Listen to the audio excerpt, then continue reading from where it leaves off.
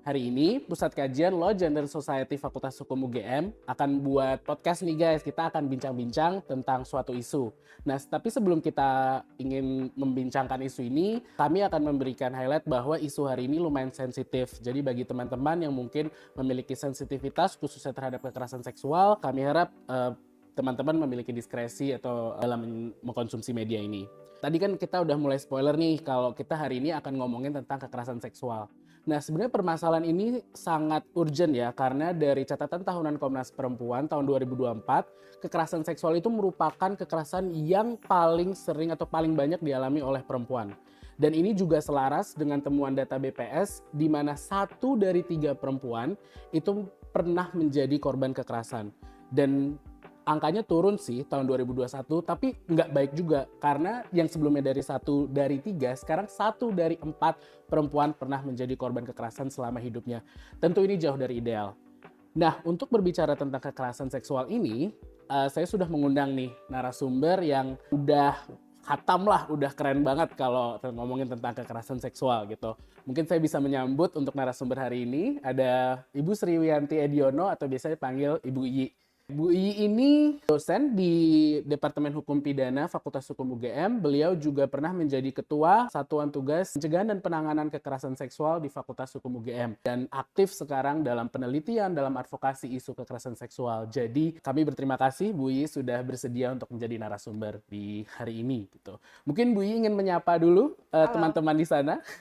Halo teman-teman, sehat-sehat selalu ya. Sehat, oke. Ibu sehat tentunya? Alhamdulillah saya sehat-sehat. Ya, oke Bu, mungkin kita langsung aja ngomongin tentang isu yang lumayan urgent ini tentang kekerasan seksual. Mungkin sebelum kita panjang lebar, mungkin Ibu bisa menjelaskan kekerasan seksual itu sebenarnya apa sih? Oh ya, jadi kekerasan seksual itu segala bentuk perbuatan ya yang memberikan dampak secara fisik, psikis, ya ekonomi terkait dengan tubuh dan seksualitas perempuan. Jadi memang definisinya luas sekali. Tapi biasanya kekerasan seksual ini dihubungkan selalu dengan relasi kuasa. Jadi ada relasi kuasa yang tidak seimbang sehingga orang menjadi rentan mengalami kekerasan seksual. Tadi dari judulnya tuh, dari definisinya tuh luas sekali ya memang kekerasan seksual itu. Tapi ini kan kita orang hukum nih Bu, biasanya kita pengen tahu sebenarnya kekerasan seksual tuh bentuknya gimana sih gitu. Ada nggak sih peraturan di Indonesia yang mengatur tentang kekerasan seksual sebenarnya Bu? Jadi kalau tentang pengaturan di Indonesia tentang kekerasan seksual sih sudah banyak ya. Bahkan KUHP turunan dari Belanda yang kita sahkan menjadi undang-undang kita tahun 1946 itu sudah mengatur loh beberapa bentuk kekerasan seksual walaupun tidak disebutkan sebagai kekerasan seksual ya. Seperti perkosaan, percabulan, pemaksaan perkawinan anak, diculik dan dibawa lari, ya, persetubuhan dengan anak. Nah, itu sebetulnya masuknya kekerasan seksual, tapi tidak disebutkan sebagai kekerasan seksual, tapi disebutkan sebagai kejahatan terhadap kesusilaan, gitu ya. Nah, itu satu. Ada lagi di dalam Undang-Undang Nomor 23 Tahun 2004 itu tentang penghapusan kekerasan dalam rumah tangga. Nah, salah satu kekerasan di dalam rumah tangga ternyata adalah kekerasan seksual. Ada 2 bentuk itu. Yang pertama, pemaksaan hubungan seksual terhadap anggota keluarga. Jadi apakah istri, anak, bahkan pekerja rumah tangga yang berada di dalam rumah. Nah, itu juga masuk pemaksaan seksual gitu. Dan satu lagi adalah eksploitasi seksual. Nah, eksploitasi seksual ini misalnya menggunakan seksualitas anggota-anggota di dalam keluarga dan untuk mengambil manfaat ya. Jadi misalnya menjadikan anaknya diberikan kepada seseorang untuk pembayaran utang. Itu eksploitasi. Nah, itu eksploitasi di dalam rumah tangga. Nah, itu yang kedua. Ada lagi tuh satu lagi namanya Undang-Undang Tindak Pidana Perdagangan Orang ya tahun 2007. Nah, undang-undang ini sudah menjelaskan tentang perbuatan perdagangan orang dengan tujuan ya, eksploitasi. Nah, ada 3 tuh eksploitasi dalam undang-undang perdagangan orang.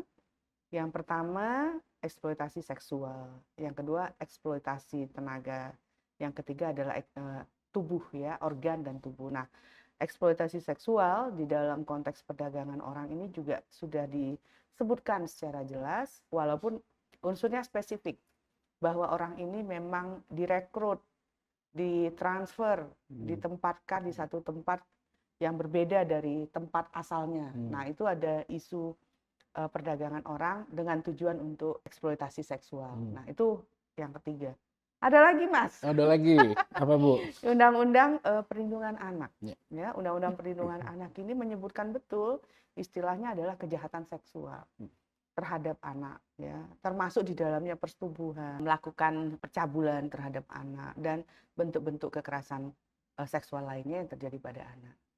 Nah, baru nih terakhir ya dengan Undang-Undang Nomor 12 Tahun 2022 kita memiliki Undang-Undang Tindak Pidana Kekerasan Seksual. Nah, undang-undang ini yang memang sangat komprehensif nih dalam mengatur perbuatan kekerasan seksual, bukan hanya perbuatan kekerasan seksual tapi dimensi lainnya. Ya, itu sangat menarik Bu. Dari penjelasan Ibu nih, UTPKS ini sepertinya memang jadi semacam apa ya, gabungan atau pengaturan yang lebih komprehensif gitu tentang bentuk-bentuknya dan lain-lainnya. Tapi mungkin kita sebelum berbicara tentang UTPKS tadi Ibu berbicara tentang relasi kuasa. Relasi kuasa itu sebenarnya apa sih Bu? Ya, jadi relasi kuasa itu adalah hubungan antara satu dengan orang lain yang didasarkan satu situasi dengan situasi lain. Jadi relasi kuasa itu misalnya orang tua dengan anak. Itu ada satu pihak memiliki kekuasaan. Kadang-kadang kan relasi kuasa itu bisa setara ya. Jadi artinya semua orang dianggap sama.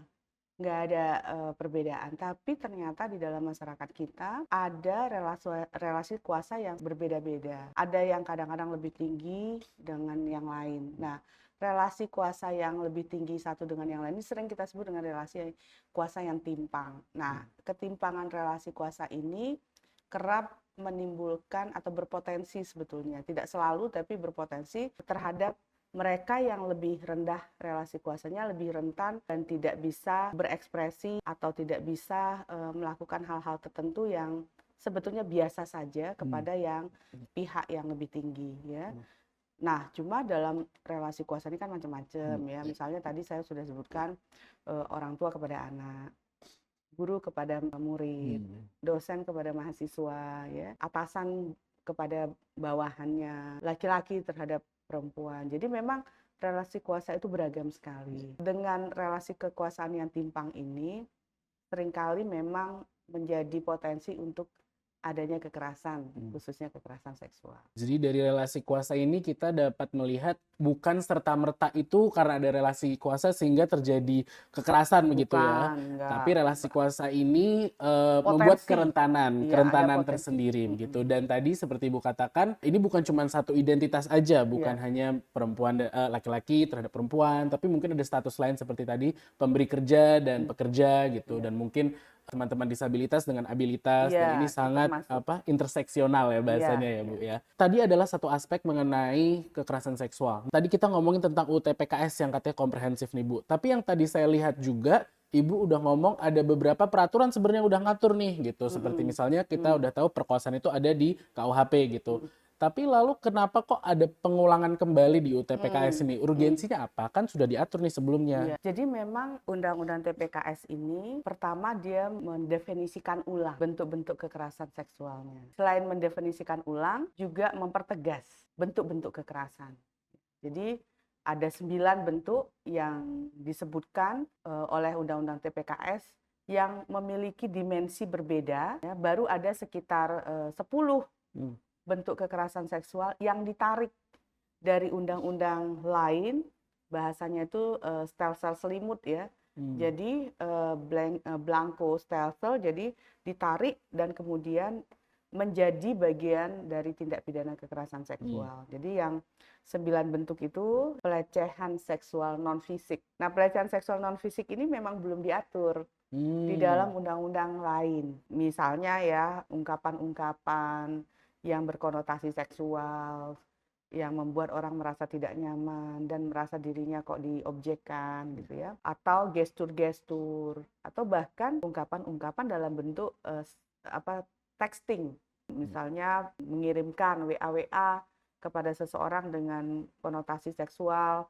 melakukan ajakan-ajakan hubungan seksual, atau mengirimkan stiker-stiker yang bernada konotasi seksual yang membuat sebetulnya seseorang tuh merasa menjadi objek. Nah, ini masuk kategori pelecehan seksual non fisik yang memang belum diatur sebelumnya di dalam undang-undang yang lain ya. Baru yang kedua itu ada yang disebut dengan pelecehan seksual fisik. Nah, pelecehan seksual fisik ini seperti perkosaan dan pencabulan, tapi dimensi lainnya adalah ada relasi kekuasaan yang dipertegas ya. Misalnya di dalam salah satu bentuk pelecehan seksual fisik adalah melakukan upaya-upaya untuk adanya interaksi seksual tapi dengan dimensi eksploitasi. Ya, jadi digunakan, dimanfaatkan gitu ya. Ada lagi misalnya bentuk seksual fisik yang kelihatan ringan gitu. Misalnya kan ditepuk-tepuk, dipegang, sambil salim digini-giniin, dirangkul ya. Memang terlihat seperti itu kan biasa gitu. Tapi dari aspek yang lain, aspek orang yang dipegang yang belum tentu suka ya, itu menganggap perbuatan itu sebagai unwanted touching ya. Sentuhan-sentuhan yang tidak diinginkan. Dan tidak semua orang senang disentuh. Tidak semua orang senang dirangkul, tidak semua orang senang diguyoni dengan tangannya. Ini sentuhan yang bukan kepada alat-alat reproduksi atau alat vital, tapi sentuhan-sentuhan ini sudah bahasanya adalah mengganggu integritas tubuh seseorang. Nah, ini juga konsep baru ya yang biasanya kalau dalam konteks undang-undang KUHP ya, KUHP kita, selalu kan bayangannya kekerasan seksual itu yang ada serangan, ada kekerasan, ada paksaan fisik gitu ya. Nah, Undang-Undang TPKS itu mendefinisikan kekerasan seksual dengan bentuk kekerasan yang lebih tidak terlihat, jadi hidden ya. Misalnya ada penyalahgunaan kekuasaan, ada unsur tipu daya, ada menggunakan kepercayaan, ada manipulasi dan sebagainya. Nah, itulah maka tadi ya misalnya ada pelecehan seksual non fisik, pelecehan seksual fisik, ada lagi eksploitasi seksual.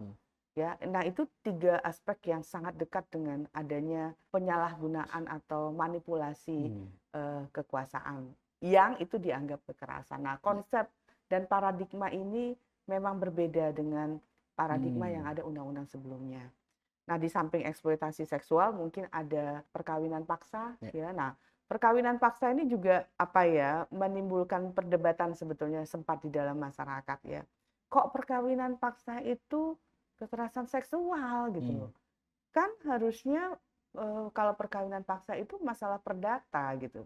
Nah, ini memang ada bahasa kita adalah penguatan politik hukum dan perubahan politik hukum. Awalnya pemaksaan perkawinan itu adalah wilayah hukum perdata, wilayah hukum perkawinan.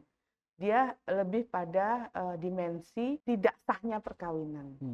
Sehingga kalau ada perkawinan dengan unsur paksaan, maka dia bisa diajukan pembatalan perkawinan. Tapi politik hukum pidananya mempertegas sehingga ada kriminalisasi. Paksaan perkawinan dianggap perbuatan pidana. Dan di dalamnya ada lagi bukan hanya karena orang tidak mau kawin dan dipaksa, tapi ada lagi dimensi yang menjadi memang perdebatan adalah perkawinan anak. Sama satu lagi perkawinan antara korban dan pelaku perbuatan KS. Nah, 2 aspek ini penting banget karena memang budayanya di Indonesia, tidak semua tapi ada banyak yang menganggap bahwa anak kalau sudah perempuan ya, kalau sudah menstruasi tidak perlu sekolah dan kemudian dikawinkan. Nah, padahal ketika terjadi perkawinan anak, ada banyak penderitaan yang dialami oleh anak ya, dari waktu ke waktu. Dia kemudian tidak bisa sekolah lagi, dia harus mengurus anak, dan banyak kasus perkawinan anak ini tidak langgeng. Dia mengalami KDRT, kekerasan seksual, sehingga lebih banyak mudaratnya lah. Nah, makanya dia dikriminalisasi. Sementara yang tadi bentuknya perkosaan dan kemudian terjadi perkawinan antara pelaku dengan korban. Nah, ini seringkali kan jadi cara dianggap penyelesaian yang baik ya di masyarakat, yang menurut pembentuk undang-undang ini dianggap bukan penyelesaian baik, malah bentuk kekerasan baru. Nah itu masih 4 tuh Mas. Mau Ya, dilanjutkan nggak Mas? bisa ada waktu Bu, masih ada waktu, masih Iya. banyak kalau di Undang TPKS. Iya. Jadi selain 4 yang sudah saya sebutkan, ada lagi yang disebut dengan penyiksaan seksual. Ya, nah penyiksaan seksual ini memang belum diatur sebelumnya ya di dalam undang-undang kita. Memang ada anti penyiksaan, konvensi anti penyiksaan yang sudah kita ratifikasi. Jadi salah satu penyiksaan itu adalah perkosaan. Nah, memang kan penyiksaan ini bukan orang yang dipukul rame-rame, bukan ya. Penyiksaan ini punya konteks khusus bahwa pelakunya biasanya adalah aparat penegak hukum ataupun pemerintah ataupun pihak yang memiliki otoritas untuk menahan orang, untuk melakukan interview kepada orang, melakukan penyidikan kepada orang, menahan orang untuk mengambil informasi dan sebagainya. Nah, penyiksaan seksual itu dalam konteks yang seperti itu ya. Jadi tidak semua orang bisa melakukan penyiksaan seksual. Hanya orang yang punya otoritas tertentu. Nah, ini memang dianggap penting karena ada sebelum Undang-Undang TPKS disahkan, ada peristiwa-peristiwa yang memang dianggap menjadi bagian dari penyiksaan seksual. Ya, misalnya seorang perempuan yang ditahan, kemudian dalam penahan dia mengalami dipaksa untuk melakukan hubungan persetubuhan misalnya, itu kan masuk ya. Atau sepasang laki-laki dan perempuan yang dianggap melakukan hubungan seksual tanpa pernikahan diarak secara bugil ya, dan itu bahkan diketahui oleh kepala desa, dikawal, peristiwa itu dikawalnya maksudnya dibiarkan oleh aparat penegak hukum yang sebetulnya itu adalah bagian dari Eigenrechtting, main hakim sendiri misalnya. Nah, itu bagian dari penyiksaan seksual. Nah, ada lagi pemaksaan sterilisasi dan pemaksaan kontrasepsi. Dua ini juga belum diatur Mas sebelumnya. Nah, terus ada perbudakan seksual. Ya, nah yang paling baru adalah kekerasan seksual berbasis elektronik. Nah, ini yang banyak sekali ya fenomenanya.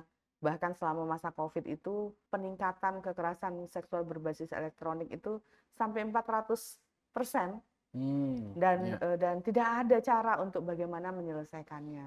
Nah, sehingga memang 9 bentuk ini merupakan 9 bentuk yang relatif baru yang belum diatur di dalam undang-undang sebelumnya.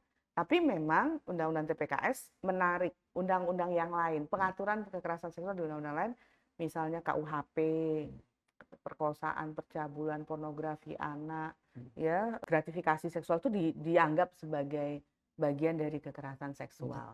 Nah, itu jadi banyak Mas. Artinya undang-undang TPKS membentuk kriminalisasi, membuat pengaturan yang sebelumnya tidak kekerasan seksual menjadi kekerasan seksual, dan menegaskan ya berbagai bentuk yang sudah ada di dalam peraturan perundang-undangan lain menjadi bagian dari kekerasan seksual, sehingga penanganannya harus menjadi penanganan khusus. Nah, itu sangat menarik ya Bu. Jadi kalau kita lihat itu ada beberapa yang tadi seperti sudah diambil dari peraturan sebelumnya, tapi juga ada yang mungkin sebelumnya itu belum diatur gitu, atau mungkin kalau diatur pun juga masih abu-abu, jadi penegakannya mungkin agak bingung gitu. Dan mungkin yang menarik juga adalah tadi hal yang mungkin sebetulnya dianggap normal biasanya oleh yang biasanya pelaku itu ternyata berdampak gitu. Kayak contoh mungkin yang paling simple catcalling ya.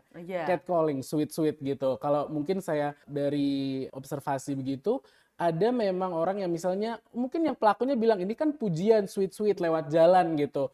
Cuman itu membuat rasa takut di khususnya untuk perempuan gitu, dan itu bisa mengubah banyak sekali ya dampaknya, bisa dari mungkin psikis jadi tidak nyaman, tapi juga mengubah perilaku gitu. Saya biasanya mau lewat situ tapi nggak mau jadi lewat situ. Jadi sesuatu yang mungkin simple seperti tadi ya, dengan tanda kutip simple catcalling, itu sebenarnya sudah pelecehan non fisik tadi itu ya Bu ya.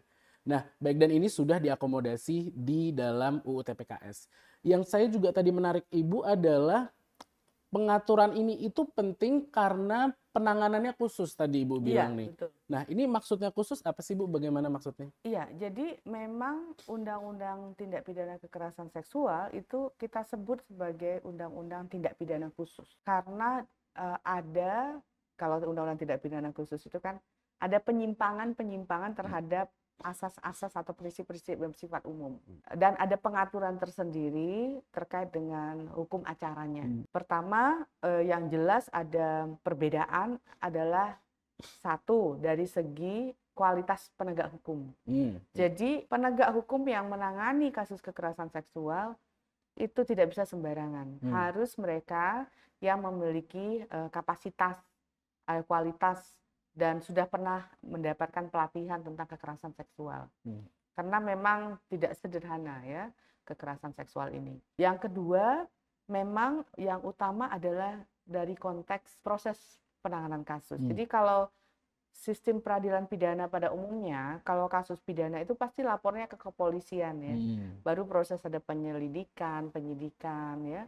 Kemudian baru nanti penuntutan dan sampai akhirnya adalah ke pengadilan.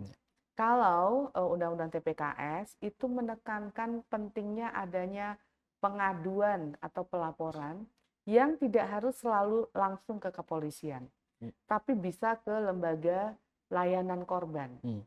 Utamanya adalah unit pelayanan terpadu perlindungan perempuan dan anak yang ada di setiap kabupaten di Indonesia di bawah dinas, istilahnya itu pemberdayaan perempuan ya, di setiap kabupaten provinsi. Mereka mendapatkan kewenangan untuk penanganan pelaporan pertama, karena ketika korban melaporkan kasus, kemudian UPTD ini akan melakukan assessment dan mengecek kebutuhan-kebutuhan korban dan sampai pada pemenuhan hak atas layanan. Misalnya kebutuhannya adalah medis, maka langsung masuk ke dalam rumah sakit ataupun layanan medis yang sudah terkoordinir ya.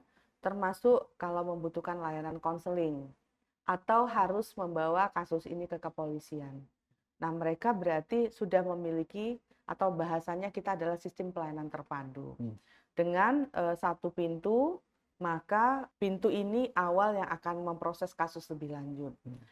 Nah, termasuk melakukan koordinasi dengan penyidik.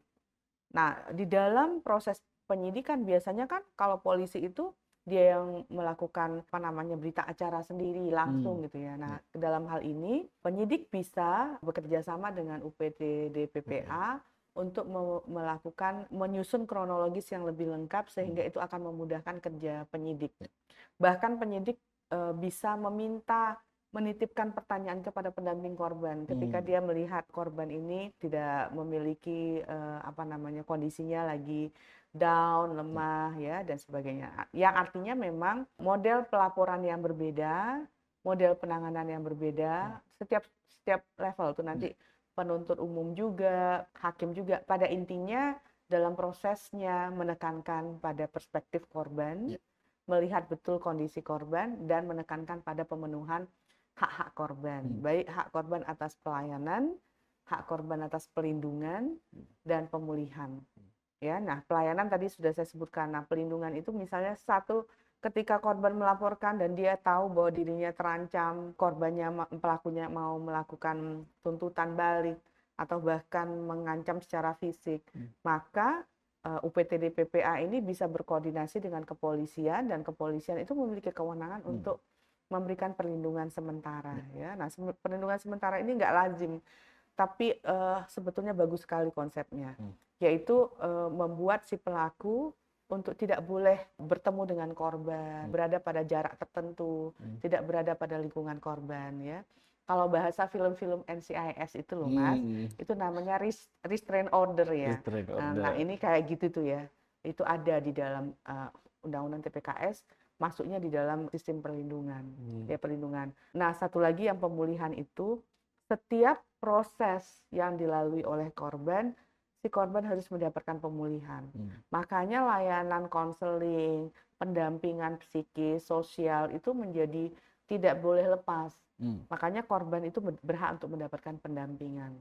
Nah, pendampingan itu dengan maksud untuk memulihkannya. Karena nih seringkali nih, korban kalau tidak didampingi secara baik, dia kemudian goyah, ya dia kemudian takut, dia kemudian gelisah, mempertanyakan apakah kasusku ini masih mau dilanjutkan atau tidak, sehingga kemudian kasus pidananya bisa terhalang karena pendampingan terhadap korban ini tidak efektif dan tidak maksimal. Nah, ini yang menjadi perbedaan ya. Nah, yang ketiga itu yang saya bilang sistem pembuktian. Ya. Nah, sistem pembuktian ini sangat membantu korban sebetulnya karena di samping ada 5 alat bukti di dalam yang sudah disebutkan di pasal 183, 184, 185 KUHP, berlaku juga spesifikasi pembuktian. Misalnya kalau di Undang-Undang TPKS itu ada perluasan alat bukti yang antara lain adalah dokumen elektronik. Ya, nah dokumen elektronik ini termasuk chat, chat-chat ya, termasuk foto, ya, termasuk email, transaksi-transaksi elektronik yang bisa direkam. Nah, itu bisa menjadi alat bukti. Nah, selain itu ada alat bukti surat yang kalau dulu kan taunya visum gitu ya. Sekarang ini korban bisa langsung ke rumah sakit kalau dia merasa perlu langsung, dan rekam medis, hasil pemeriksaan psikologis, hasil pemeriksaan forensik, itu bisa jadi alat bukti loh. Jadi tidak selalu harus ke polisi dulu, baru nanti polisi yang merujuk untuk dapatkan visum. Nah, korban ketika dia mengalami, dia diajak pendamping, dan saat itu korban belum mau ke polisi, tapi dia mau mendapatkan layanan medis. Nah, proses layanan medis ini sudah terekam dan hasil rekaman dokumen itu sudah menjadi alat bukti. Ya, itu sangat memudahkan. Selain barang bukti. Jadi barang bukti kan selama ini nggak dianggap alat bukti. Tapi kita kan nggak tahu ya, perkembangan teknologi di Indonesia bisa jadi akan berkembang. Dengan mudah ada lab-lab yang bisa mendeteksi atau melihat ada perpindahan organisme dari satu manusia dengan manusia dalam pakaian, dalam barang dan sebagainya. Dan itu kan saat ini belum menjadi alat bukti. Sekarang dengan Undang-Undang TPKS, hasil pemeriksaan-pemeriksaan seperti itu sangat bisa, dan barangnya sendiri menjadi alat bukti yang bisa digunakan. Di samping ada klausula ya, klausula bahwa kalau di dalam KUHP itu kan satu saksi bukan saksi, kecuali kalau untuk kejahatan yang bersifat ringan dia ditambah dengan keterangan bukti lain gitu ya, untuk pengadilan yang bersifat cepat gitu. Tapi pada umumnya kan orang tahu satu saksi bukan saksi. Dengan adanya Undang-Undang Tindak Pidana Kekerasan Seksual itu ditegasin, satu saksi adalah saksi. Jadi korban menceritakan dirinya, itu dia sudah dianggap satu saksi, jadi saksi korban. Tinggal ditambah alat bukti lain. Yang tadi, pemeriksaan dokter, hasil pemeriksaan psikologis. Nah, itu sudah cukup untuk mengindikasikan bahwa terjadinya kekerasan seksual. Sehingga proses penyelidikannya dilanjutkan dengan penyidikan, ya, dan kemudian digali lebih lanjut. Satu saksi adalah saksi ya, ditambah dengan alat bukti lainnya dan keyakinan hakim tentunya. Dan dimungkinkan ada saksi-saksi, kalau selama ini kan definisi saksi itu yang melihat, meringan, mendengar, dan melihat dan mendengar ya. Tapi Undang-Undang TPKS bilang tidak hanya melihat dan mendengar, yang mengetahui walaupun tidak mengetahui langsung informasi-informasi yang terkait dengan satu peristiwa lain. Misalnya gini, saya sering mencontohkan, ada seorang rekan kerja yang mengetahui rekan kerjanya itu masuk ke ruangan si atasannya atau rekan kerja lainnya dalam keadaan happy, hai gitu kan. Oke, dia masuk tuh ke dalam ruangan itu. Taunya 15 menit kemudian dia turun dari ruangan keluar, turun ke tangga dalam keadaan menangis. Si saksi ini tidak melihat apa yang terjadi di dalam ruangan, tapi dia melihat ada perempuan temannya masuk dengan ketawa-ketawa, keluar dengan nangis. Berarti ada sesuatu. Nah, ini kan petunjuk sebetulnya. Nah, saksi-saksi yang bisa dihubungkan satu dengan lainnya, ini juga dianggap saksi. Ya, jadi itu penting, ditambah lagi dengan ahli tentu saja. Nah, artinya dengan sistem pembuktian yang sangat memudahkan ini, harapannya adalah kasus-kasus kekerasan seksual yang biasanya susah sekali diproses, itu bisa diproses lebih lanjut sehingga korban mendapatkan keadilan. Ya, itu juga menarik karena tadi kita sudah berbicara tentang kekhususan gitu ya terkait penanganan kekerasan seksual. Mungkin Ibu bisa tadi sepertinya sudah dibahas sedikit tapi mungkin saya ingin menggali lebih. Memang selama ini kalau korban gitu ya mencari keadilan begitu, mau itu lapor kemana lah gitu atau ke polisi atau PTD PPA, apakah mereka ada semacam tantangan tersendiri gitu? Apa yang membuat ini kok perlu dikhususkan gitu? Iya.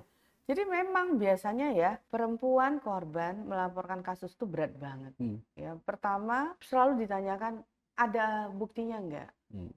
Dan kalau hanya dia sendiri yang bersaksi itu kan nggak dianggap cukup. Ya. Sehingga dianggap wah sulit sekali kalau nggak ada bukti kasus nggak diproses. Itu soal alat bukti. Yang kedua adalah perilaku, ya. Nah, perilaku aparat penegak hukum yang sering menyalah-nyalahkan korban. Kok bisa kamu mengalami korban? Saat itu kamu pakainya apa? Terus pertanyaannya si polisi juga, terus diapakan gitu ya. Sambil dengan gaya atau wajah yang tidak menunjukkan prihatin kepada kejadian, tapi dengan tertawa-tertawa atau menjadikan candaan peristiwa kekerasan yang dialami oleh korban. Sehingga korban mengalami seperti lebih berat kejadiannya ketika lapor ke polisi ketimbang kasus kekerasannya itu sendiri. Bahasanya adalah reviktimisasi. Ya, jadi dia mengalami situasi seperti menjadi korban kedua dan ketiga lagi ketika harus ditanya sangat detail, dicandain, bahkan sampai disalahkan habis kamu sih, atau ditanya kamu menikmati enggak? Ya. Nah, itu pertanyaan-pertanyaan yang sering muncul. Ya, itu hampir semua kasus itu ada itu sikap-sikap seperti itu. Sehingga memang Undang-Undang TPKS ini mempertegas loh. Dalam proses penyelidikan, penyidikan, penuntutan, persidangan dilarang, tidak boleh mengeluarkan kata-kata atau sikap yang melemahkan korban, yang menyudutkan korban dan yang menyalahkan korban. Itu disebutkan ya untuk mengubah dan memastikan dan menyegaskan para penyidik, hey, ini kasus serius loh. Dia mengalami kekerasan loh. Dengan gojekan-gojekan Anda membuat dia merasa lebih lemah lagi. Nah, itu juga ditegaskan. Sehingga memang Undang-Undang TPKS ini semacam guideline ya, yang sangat penting dan penegasan bahwa penegak hukum harus menangani kasus secara lebih profesional dan lebih empatik, ya, menunjukkan simpati dan memperhatikan kondisi korban, berperspektif korban. Ya ini saya jadi teringat dengan tadi Ibu bilang bahwa apalagi ini korban kekerasan seksual itu untuk melapor itu sangat susah gitu ya. Sangat Ini kalau misalnya di media barat misalnya tuh pernah ada yang namanya Me Too Movement. Itu ketika perempuan-perempuan di Amerika mulai keluar satu persatu bahwa saya pernah menjadi korban ini, saya menjadi korban ini, karena satu korban satu sama lain itu saling mendukung bahwa ayo laporkan ini, karena kalau tidak dilaporkan itu akan ya udah berjalan seperti biasa saja, tidak apa-apa, padahal pelakunya masih berjalan di luar sana begitu. Tapi tentu itu merupakan suatu beban tersendiri ya, dan UU TPKS ini menjawab bahwa jangan takut untuk melapor karena sebenarnya sudah ada mekanisme-mekanisme ini. Iya. Nah, itulah kenapa pelaporannya itu nggak harus lewat kepolisian. Ya, dia bisa lewat lembaga layanan lainnya. Misalnya bahkan dia bisa langsung ke rumah sakit ya. Saya pernah ada satu kasus gitu, dia ke rumah sakit, nih korban, rumah sakitnya langsung menawarin kok. Ini kasusnya mau diproses lebih lanjut enggak? Karena kalau iya, maka dia akan merujuk kasus dan mempersiapkan segala hal untuk diproses. Jadi sudah jadi terhubung ya. Nah, karena memang tekanan dari kasus ini adalah sistem pelayanan terpadu yang nanti tempatnya adalah di tenaga medis, unit pelayanan yang ada di kementerian dan juga pemerintah daerah, organisasi masyarakat sipil ya, yang apapun itu bisa langsung memberikan pelayanan pada korban dan menghubungkannya kepada kepolisian sehingga nggak harus korban langsung melaporkan dan berhadapan dengan kepolisian, dan bahkan sudah dibantu terlebih dahulu alat-alat buktinya gitu. Ya. Jadi memang itu juga apa yang kalau saya lihat dari Undang-Undang TPKS ini, pendamping itu punya peran sentral Sangat, dalam sangat. dalam apa penanganan kekerasan seksual ini. Nah, mungkin saya ingin bertanya Bu, mungkin kita ada 2 pertanyaan lagi ya. Yang pertama ini tentang penanganan, tadi Ibu bilang berperspektif pada korban. Iya, Ini sebenarnya maksudnya apa sih? Apa iya. berarti korban itu harus kita push gitu untuk ayo lakukan ini, lakukan itu, Mm, atau gimana Ibu memahami iya. perspektif korban?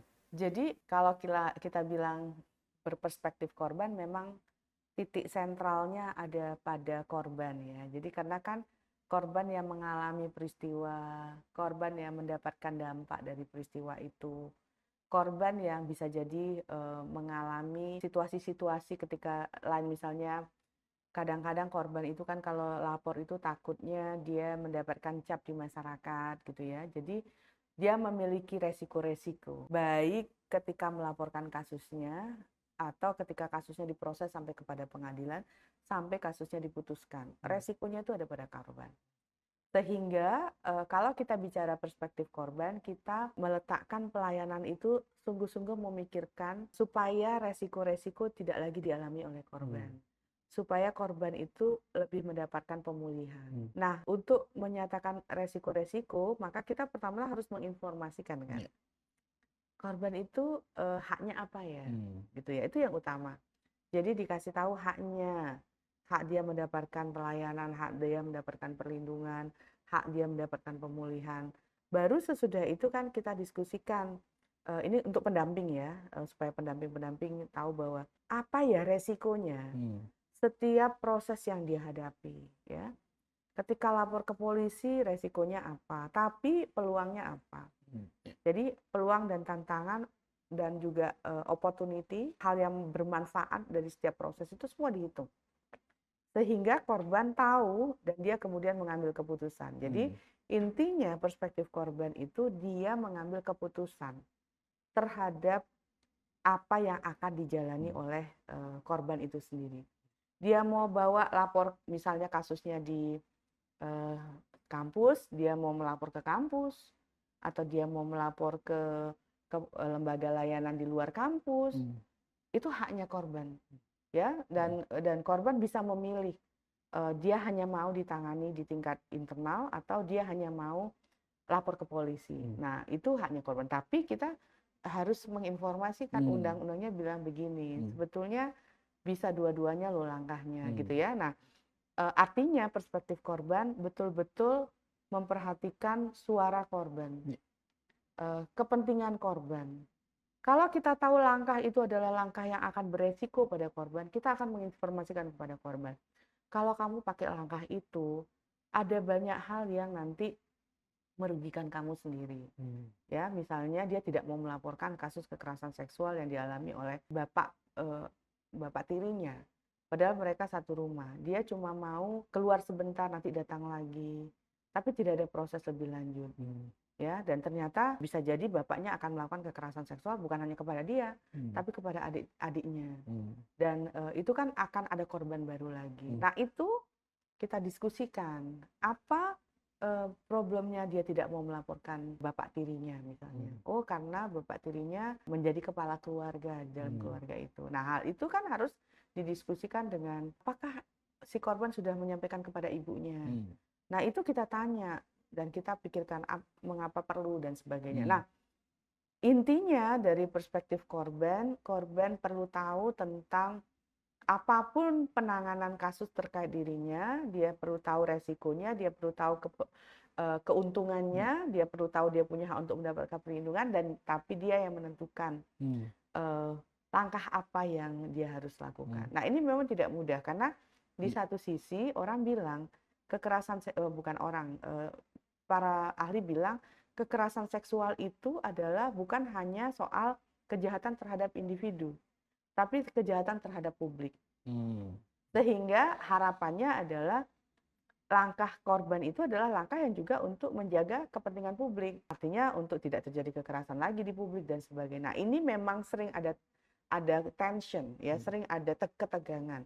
Sejauh mana kita akhirnya lebih mementingkan apa mau korban, tapi di sisi lain itu adalah kepentingan publik yang lebih luas. Nah, ini tidak mudah, tapi kita tidak boleh demi kepentingan publik kita mengorbankan korban. Nah, yang menjadi penting adalah kita mendukung korban untuk mencapai pemenuhan haknya, tapi juga untuk kepentingan publik. Nah, ini tidak mudah, makanya proses pendampingan itu yang perlu.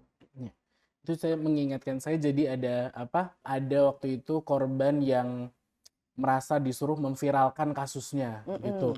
Nah, itu kan mungkin idenya bagus ya, kalau viral pasti saya dapat keadilan. Iya, Tapi individu ini tidak mengerti resikonya gitu. Nah, itu juga kira berdampak gitu, tidak siap dengan cemoohan-cemoohan gitu. Walaupun juga ada beberapa yang akhirnya simpati dan akhirnya kasusnya mungkin berjalan gitu. Tapi ini adalah contoh di mana keputusan dari korban itu penting karena ini berhubungan dengan kesiapan gitu ya untuk mungkin menuai hasil atau juga mungkin menuai dampak yang mungkin kurang berkenan gitu. Ya, Nah, dan keputusan itu harus didasarkan pada penguatan dulu. Jadi pemberdayaan korban, sehingga dia tahu resiko-resikonya, ya, sehingga kalaupun dia memutuskan untuk membawa kasus itu ke ranah publik, dia siap, ya, dia tidak dikorbankan lagi. Nah, itu yang menjadi penting. Ya, itu menarik Bu. Mungkin 2 pertanyaan lagi, saya dari tadi ngomongnya 2, tapi mungkin 2 pertanyaan ini lumayan penting menurut saya. Satu ini masih tentang penanganan, yang nanti terakhir tentang pencegahan. Mungkin untuk penanganan, dari tadi kita ngomong tentang korban Bu, sekarang kita ngomong tentang pelaku. Perlu nggak sih kita merespon kedudukan pelaku sebenarnya dalam penanganan kekerasan seksual ini? Ya, karena kalau kita bicara soal pelaku ya, sistem peradilan pidana kita itu selalu kan lebih pada mengutamakan pelaku ya, hak pelaku misalnya dia sebagai tersangka, terdakwa, terpidana. Jadi memang kita tidak akan banyak bicara pada kepentingan pelaku lagi ya, karena sudah diatur semua gitu ya. Hak-hak tersangka, terdakwa, terpidana itu sudah cukup banyak ya. Yang memang kurang kan hak korban. Makanya sebetulnya keberadaan Undang-Undang TPKS ini sebagai afirmasi dan koreksi terhadap sistem peradilan pidana kita yang mengabaikan hak korban, mengutamakan hak pelaku. Nah, ini mungkin juga saya mungkin akan yang saya lihat ya dari penanganan itu, pelaku ini diposisikan itu dalam artian mereka juga memiliki sebenarnya alangkah baiknya kalau mereka juga direhabilitasi. Maksudnya begitu. Oh, dalam konteks rehabilitasi Betul. ya. Jadi kan korban nih, kita ngomongin korban dari tadi, tapi pelaku itu sebenarnya apakah dihukum aja cukup? Apakah butuh rehabilitasi atau gimana? Iya, sebetulnya kan dalam konsep hukum pidana modern ya, atau dalam konsep upaya untuk menciptakan masyarakat yang lebih baik ya, memang rehabilitasi itu selalu penting. Tidak hanya kepada korban, tapi juga pelaku ya, karena pelakunya akan kembali ke masyarakat ya. Pelakunya, apalagi gini, untuk peristiwa-peristiwa atau kejadian kekerasan seksual yang sifatnya masih ringan. Ringan itu kan memang harus kita akui ya, ada kategorisasi kejahatan seksual itu mulai dari ringan yang ke berat. Yang ringan ini mungkin nggak perlu sampai hukumannya pidana, tapi hukuman yang lain dan ditambah dengan misalnya mandatory counseling, counseling untuk perubahan perilaku, itu lebih cocok sebetulnya. Tapi ada kasus yang memang harus sampai pada pemberian sanksi yang lebih berat. Nah, masalah rehabilitasi ini masih ada perdebatan ya.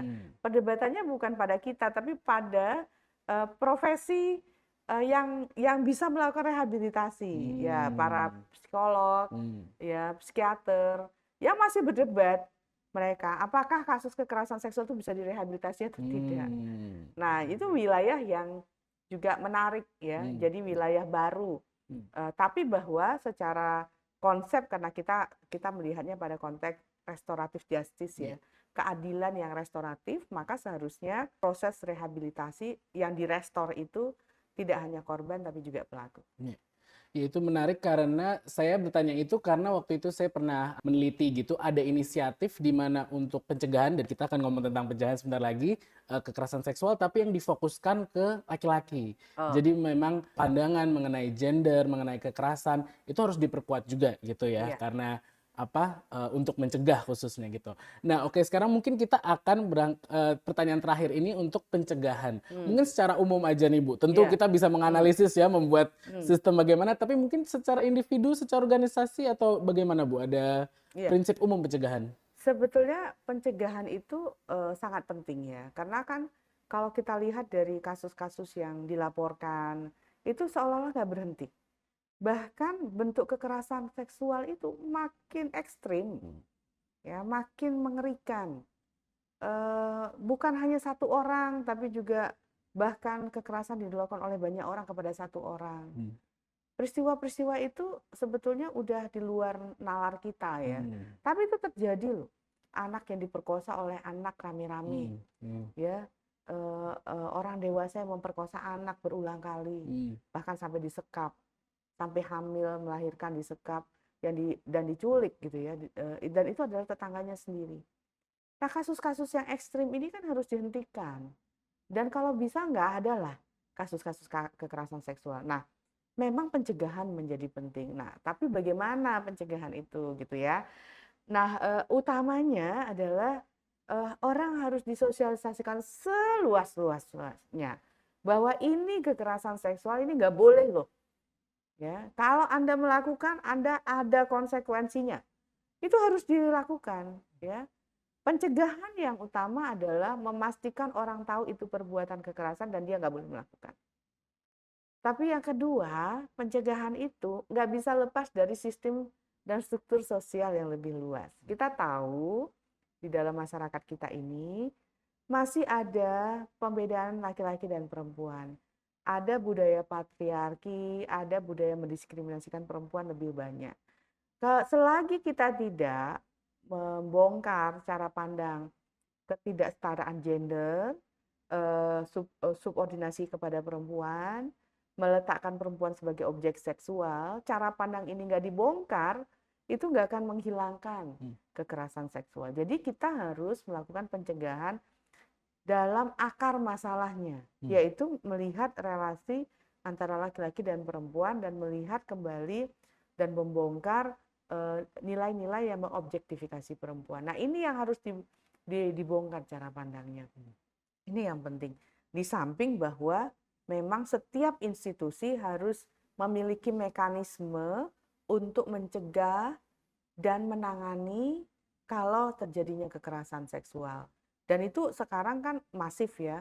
Di kampus itu sudah ada peraturan menteri nomor 30 tahun 2021 ya, tentang pencegahan penanganan kekerasan seksual di lembaga pendidikan tinggi, perguruan tinggi.